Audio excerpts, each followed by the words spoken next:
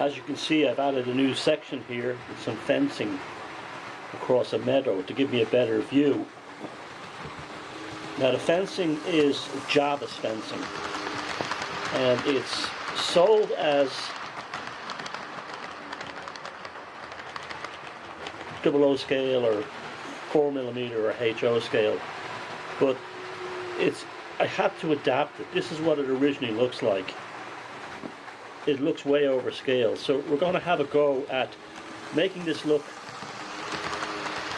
more like 4mm or 3.5mm 00 HO, so it looks like planks and less like sheets of plywood. So this is the Javis fencing. It's a very good product, no problem with it at all. I really like it. It's good value as well. This strip here cost me less than £2. It's cast in a kind of a urethane foam, and they make a whole series of these things, and walls, stone walls and so on, and it really appealed to me. I thought it was great, but instantaneously I could see this was overscale. These are almost like sheets of plywood rather than representing old ties or sleepers, and so I wanted to make it look like a wall, a fence along the back of the layout, separating two tracks. You create a visual barrier between the Markman AC part of the layout and the DC part of the layout, and just add visual interest as well as a sort of a, you know, a demarcation line. And so it was ideal for that. It was the right price. I could do the whole thing for less than £20, €20. And I glued them onto a stick, and this is one that's left over, and I'm going to demonstrate to you how I used the visual trick, and it came out quite excellent. I'm very happy with it, and I'll show you how I did it. The first thing I have to do is to take away the width of the planking of the fencing. The thing you need to do is also vary the color of the old wood. If you see these fences in real life, they can range from dark to almost a grey that's almost like near white, depending on the environment that they're in. If they're near the coast, the creosote washes away tremendous range of different tones and colors in these. So to simulate that, so the first thing I do is I take some modeler's masking tape and I mask out certain areas on this to create basically close to half the size of each of these planks. So using this size of modeler's tape, I'm going to try and create planks that are half the width, painted visually. And I'll show you what that means when it actually comes to some modifications I do with cutting these planks. But I paint them first, so I'll just get a piece of the tape and I'll put it between where two planks meet so as to halve them essentially visually. So like this one I'll put here.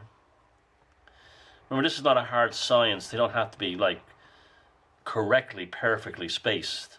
It's an old fence with all, you know, basically rotten planks, rotten sleepers. And so that way I've narrowed one of them into a smaller plank. And I do that a few times.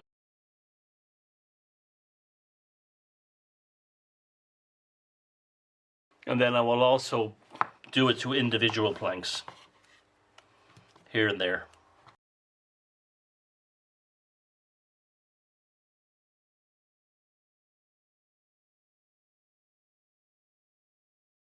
Okay, with some of them marked off, I'm now going to use a wider tape to protect the grass.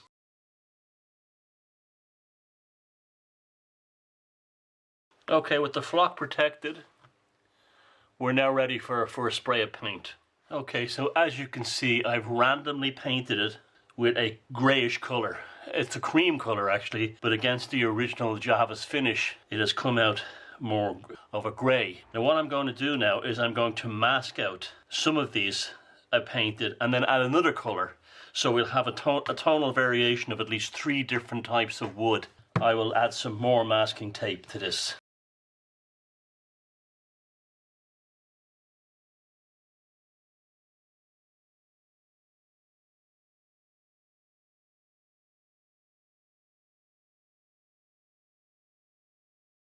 I sprayed them outdoors because there's no ventilation in here and it's safer. Again, lightly sprayed, this time with a brown colour. And the spray can, rattle can, held at a distance so as to create a flecking rather than a smooth coating, adding to the, you can see the flecking on the tape.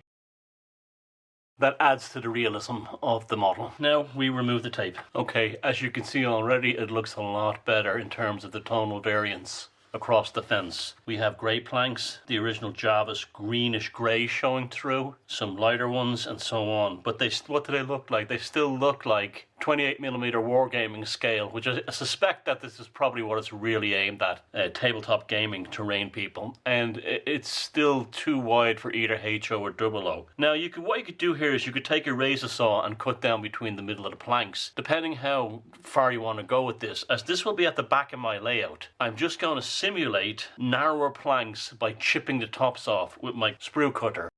This guy. I'll show. So if I take, say, this plank here and cut it at an angle like this,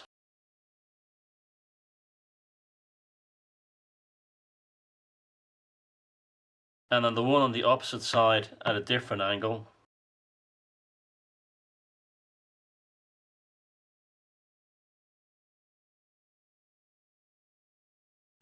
from a distance it looks like narrower planks. It's just a visual trick, you see that? So let's repeat this all through the fence.